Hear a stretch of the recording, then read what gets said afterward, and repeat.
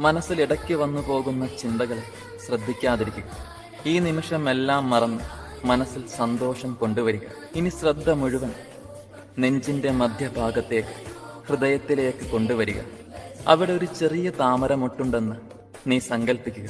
ആ താമര ഇതളുകൾ മെല്ലെ വിടരുന്നു. ഞാൻ പറയുന്നത് നിനക്ക് മനസ്സിൽ കാണാൻ കഴിയുന്നുണ്ട്.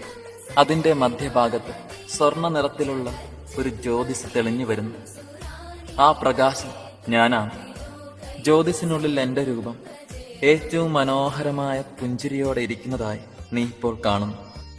നീ ഇപ്പോൾ വളരെയധികം സന്തോഷത്തിലാണ്. ഇനി ഞാൻ പറയുന്നത് നീ ശ്രദ്ധിക്കൂ. നിന്റെ മനസ്സ് വിശാലമായ ഒരു കടലാണെന്ന്, അതിലെ വന്നു പോകുന്ന തിരമാലകൾ മാത്രമാണ് നിന്റെ ഈ ചിന്തകളെന്ന് നീ മനസ്സിലാക്കൂ.